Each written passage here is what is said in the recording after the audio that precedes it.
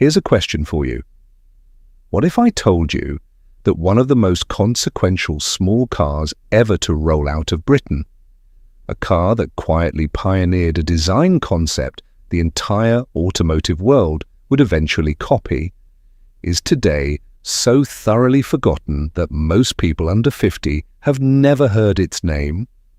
The car in question is the Austin A40 Farina, and to understand just how remarkable its story is, you need to cast your mind back to Britain in 1958.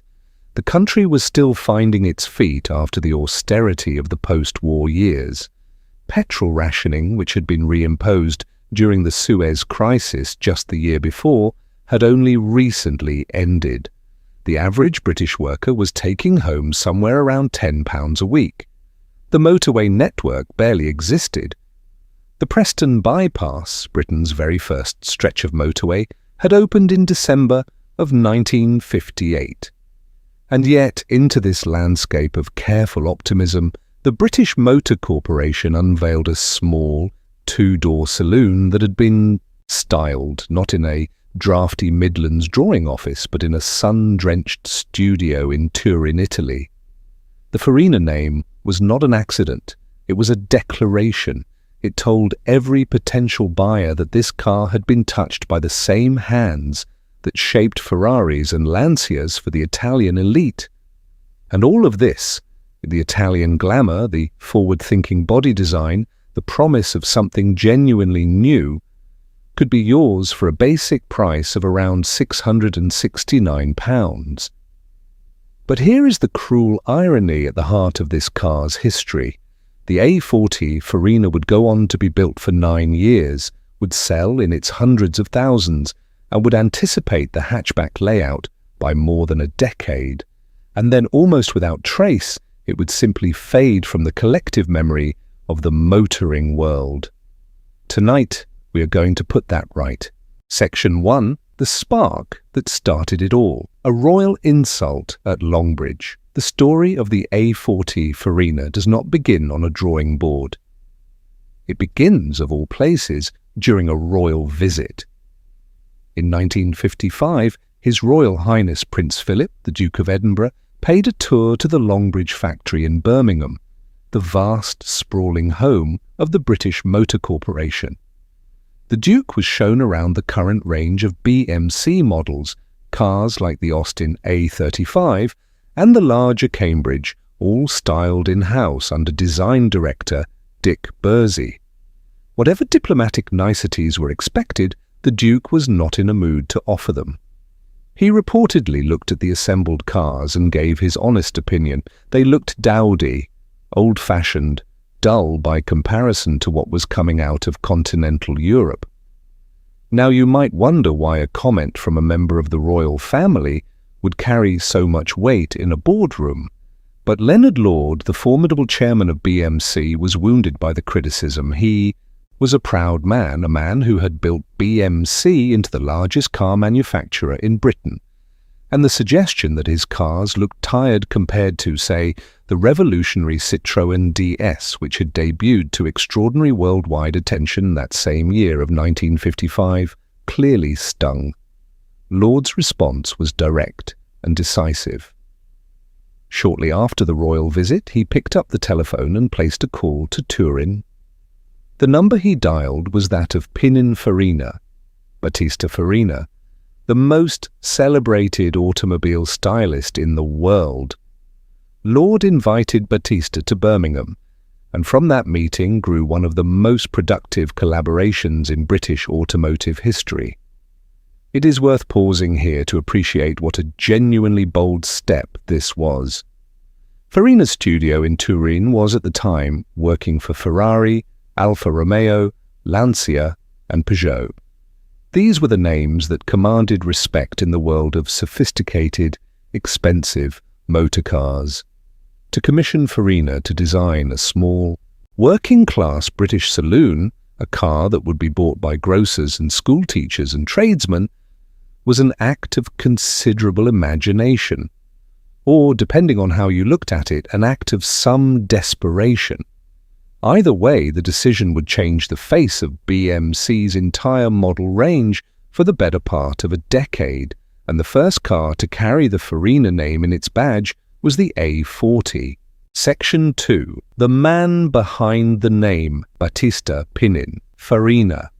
Before we go any further, it is worth spending a moment with the man himself because his reputation and his studio's credentials are central to understanding why the A40 Farina was such a cultural event when it appeared. Battista Farina had been born in Turin in 1893, the 10th of 11 children, and had been working in the coach-building trade since he was a boy. The nickname Pinin, meaning the youngest or the little one in Piedmontese dialect, had stuck with him all his life. In 1930, he founded his own studio, Carrozzeria Pininfarina, and from the 1940s onward, his designs for Ferrari in particular had made him the byword for Italian automotive elegance. By the mid-1950s, the studio had already been responsible for some of the most beautiful production cars on Earth: the Ferrari 340 Mexico, the Lancia Aurelia, B20, the Alfa Romeo Giulietta, Spider. These were objects of desire for wealthy men on both sides of the Atlantic.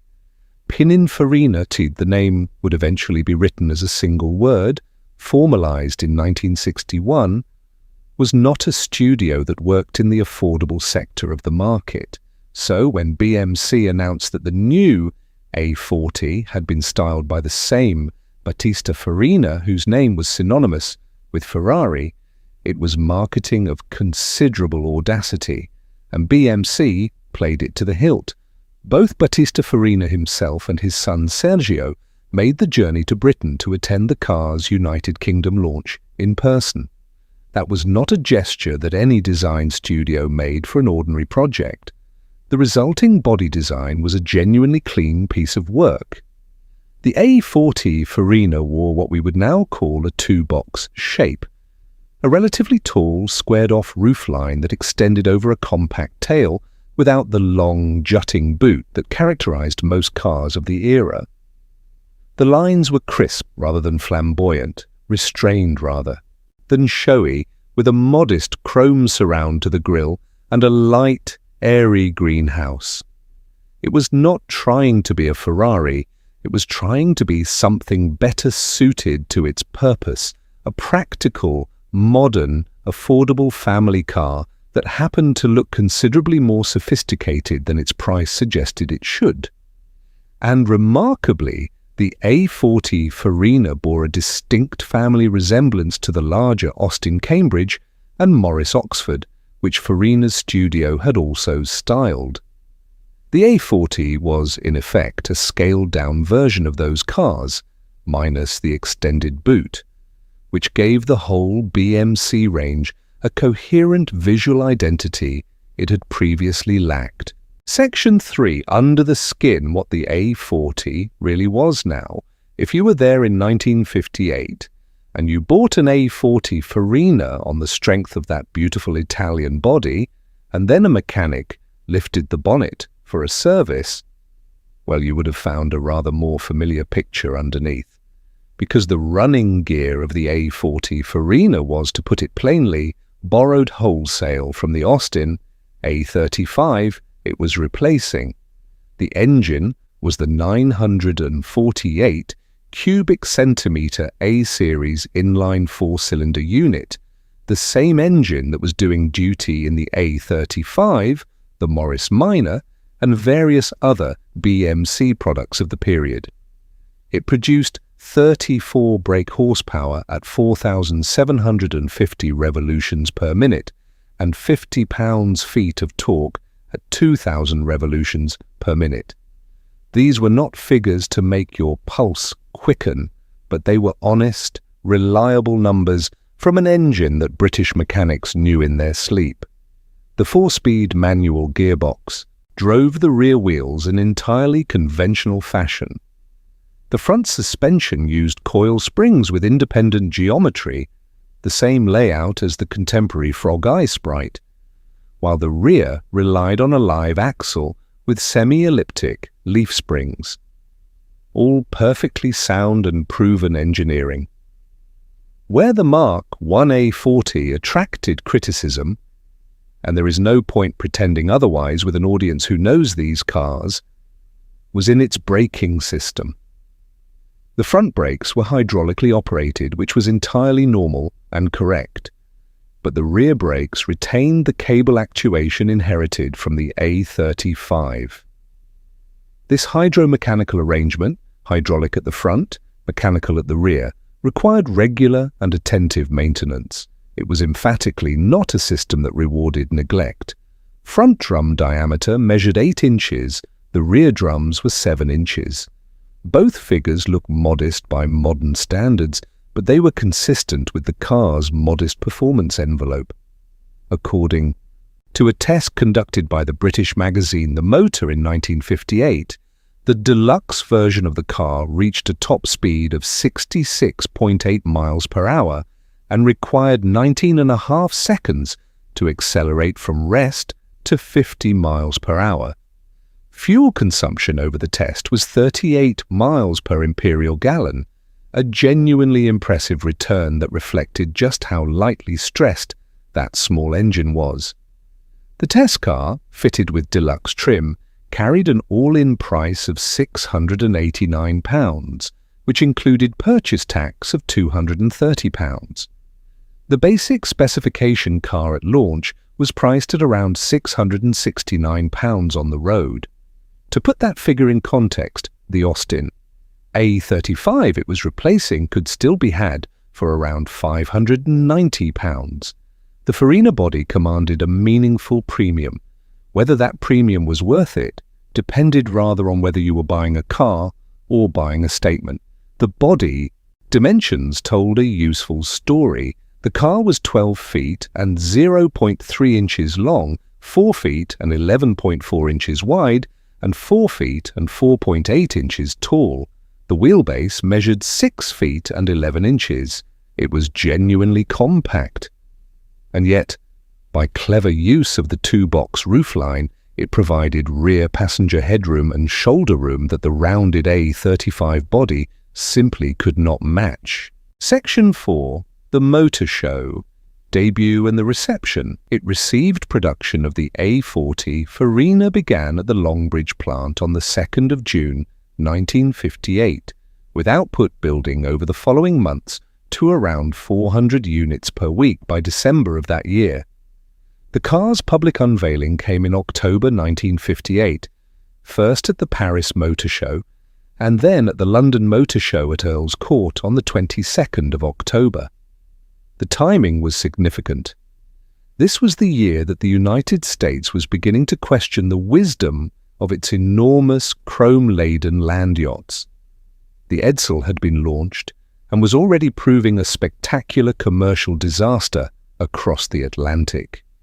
In Europe, the appetite for clean, practical, economical cars was growing. The A40 Farina arrived looking for the first time in a long while like something BMC had actually thought about from the outside in rather than the inside out. The reception was broadly positive.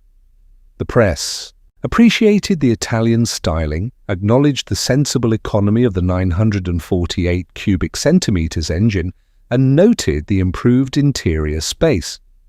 Autocar and the Motor both tested the car and gave it measured but genuine praise. It found customers not just at home in Britain but abroad. The car was assembled from knockdown kits in Australia by British Motor Corporation Australia, Pty Ltd, from 1959 to 1962. It was assembled in Mexico and South Africa as well. And in Italy, the firm of Innocenti, which would later become famous for its own mini derivatives, took out a license from BMC and began producing the car locally, initially from knockdown kits and eventually as a complete in-house production. Innocenti would go on to build 67,706 examples of their A40 and A40S variants. one intriguing detail from the car's early history.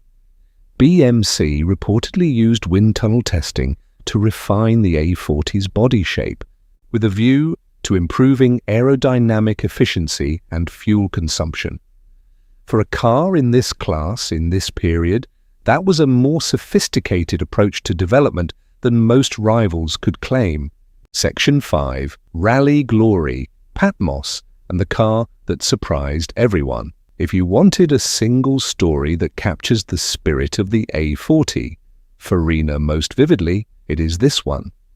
In January of 1959, the Monte Carlo Rally, one of the great proving grounds for road cars in Europe, set off from its various starting points across the continent and converged on the Principality of Monaco through snow, ice, and mountain passes that had broken far more powerful machinery than a 34-horsepower Austin saloon.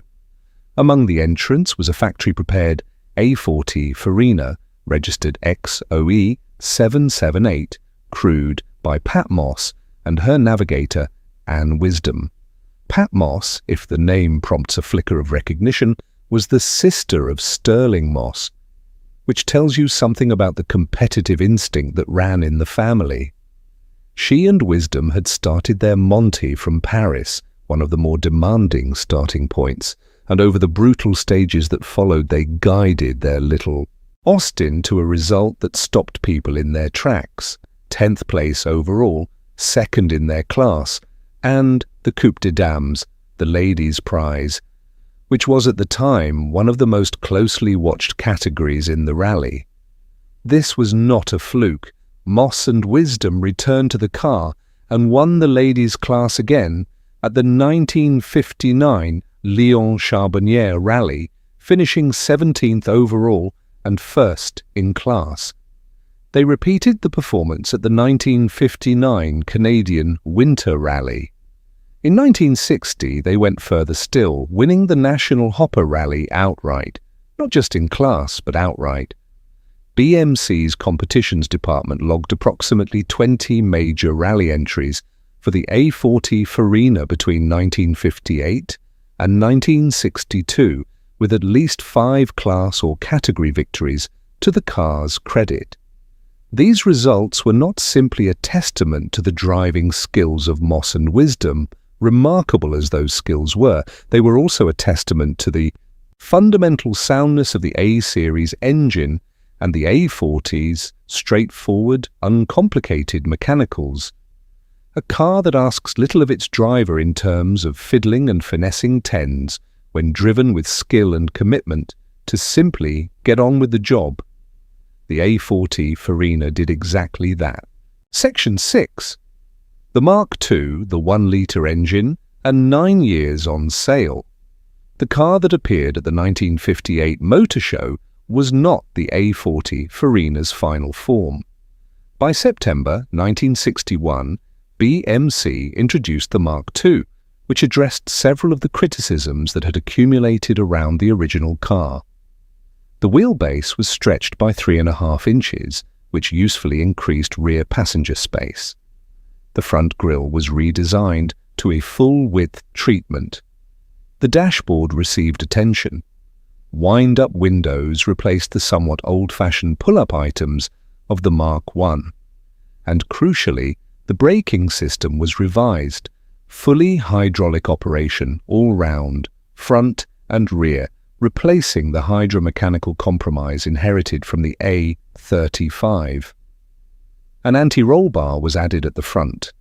The Zenith carburetor gave way to an SU unit, and power crept up modestly from 34 to 37 brake horsepower at 5,000 revolutions per minute, with torque holding at 50 pounds-feet. Then, in the autumn of 1962, came what many enthusiasts regard as the most usable iteration of the A40, the 1,098 cubic centimetre engine. This enlarged A-Series unit produced 48 brake horsepower at 5,100 revolutions per minute and 60 pounds-feet of torque at 2,500 revolutions per minute. The final drive ratio was raised for more relaxed cruising, and the gearbox, clutch, and kingpins were all strengthened to match the modestly increased outputs. This was the version that would carry the A40 Farina through to the end of its production run. And that run lasted an impressively long time. The last A40 Farina left the Longbridge line on the 1st of November 1967, 9 years and 5 months after the first car had been built. Over the entire production span, the numbers tell the story of genuine commercial success. The Mark I alone accounted for 141,897 saloons and 27,715 Countryman Estate variants, a combined total of 169,612 units, including cars assembled from knockdown kits overseas. Add in the Mark II production, the Italian Innocenti cars, and the Australian assembled examples, and the total across all variants exceeded 342,000 units worldwide. And yet it is the Countryman, introduced in October of 1959, that earns the A40 Farina its most audacious historical claim. The Countryman's split tailgate, with its top-hinged upper section and bottom-hinged lower door, gave access to a cargo area behind the rear seat in a way that anticipated the true hatchback by a decade and more. The Renault 16, widely credited as the first modern hatchback, arrived in 1965. The Volkswagen Golf, which cemented the concept for a generation, did not appear until 1974. The A40 Countryman was doing something conceptually similar, not perfectly, and not with a fully integrated tailgate in the modern sense, but clearly and demonstrably earlier than any of these more celebrated cars. In today's market, a good condition A40 Farina saloon typically sells for around £3,248. An honest, entry-level classic that delivers real driving pleasure without pretension. The most exceptional examples have reached as high as £45,000 at auction, though those represent the very top of the market. So there it is. The story of a car that started with a royal snub, was styled by one of the greatest automotive designers who ever lived, pioneered a body configuration that the whole world would eventually adopt, and won international rally events driven by one of the finest competitive drivers of her generation. The A40 Farina was never the fastest car on the road. It was never the most technically sophisticated car in BMC's range. But it was honest, it was well built for its era, it was genuinely prettier than almost anything else that could be bought for a similar price in Britain in 1958. And it was, quietly without fuss, rather important. The tragedy is that in the rush to celebrate the Mini, which arrived in 1959 and consumed all the available oxygen of BMC mythology, the A40 Farina was simply overlooked. The Mini is a miracle of packaging, and it deserves every word that has been written about it. But the A40 Farina deserves its own chapter, and, for too long, it has been left out of the book entirely. If you grew up in Britain or Australia or anywhere else where these cars were part of everyday life, if you remember seeing them in the street, or if perhaps your family ran one, then I want to hear from you. What was your experience of the A40 Farina? Did you own one, drive one, maintain one? Were you aware of the Countryman's claim to have anticipated the hatchback format? Tell me in the comments below, because the memories of the people who actually lived with these cars are worth more than any archive document I can find. If you found this video worthwhile, please give it a like. It makes a genuine difference to how these stories reach people who care about them. And if you subscribe to the channel, you will not miss what we cover next. because there are a great many more cars like the A40 Farina out there, cars whose real stories have not yet been properly told. Thank you for watching. This is the kind of automotive history that deserves to be remembered, and it is a genuine privilege to share it with an audience that understands it.